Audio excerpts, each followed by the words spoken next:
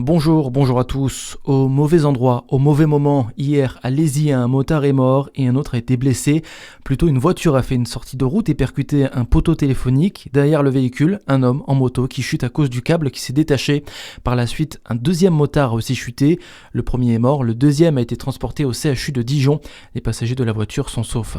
De la drogue et des munitions découverts à Dijon. Vendredi dernier, la police a mis la main sur une importante quantité de stupéfiants dans l'appartement d'une femme de 46 ans, le tout pour près de 230 000 euros.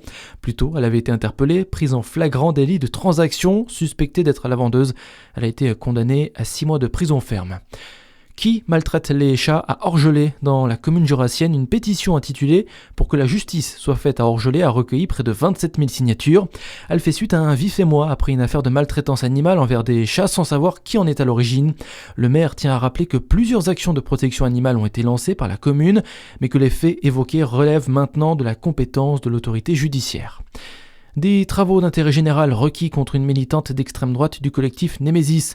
Elle comparaissait hier à Besançon, accusée de diffamation envers l'ancienne maire de la ville, Anne Vigneault. Les faits remontent à l'année dernière lors de la cérémonie de vœux, jugement mis en délibéré au 3 juillet. Dans l'actualité aussi, les températures restent élevées. Aujourd'hui, le gouvernement se réunit cet après-midi pour travailler sur un plan canicule jusqu'en septembre. Objectif, anticiper des événements liés aux fortes chaleurs en prévision de l'été. La canicule qui concerne 17 départements placés en vigilance orange aujourd'hui par Météo France sur l'ouest du pays, de la Manche à la Gironde. Une situation particulièrement difficile, surtout si vous travaillez à l'extérieur ou peut-être dans des locaux non équipés de climatisation.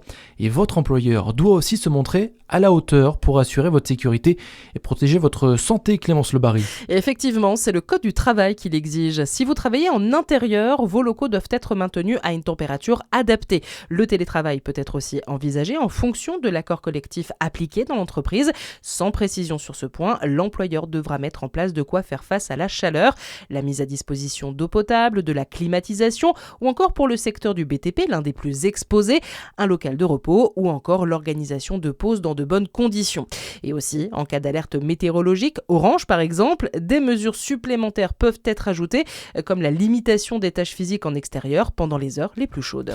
Le ministre de l'Intérieur a demandé au préfet d'adapter immédiatement des dispositifs de sécurité et de secours pour les événements accueillant du public. Et puis, c'est le dernier jour pour faire votre déclaration d'impôt en ligne. À 23h59, il sera trop tard. La Côte d'Or, le Doubs et le Jura sont concernés. En Saône-et-Loire, vous avez encore jusqu'au 4 juin. À noter que si vous déclarez vos revenus en retard, l'administration fiscale peut vous appliquer des pénalités. Voilà pour l'actualité. À suivre votre météo sur Fréquence Plus.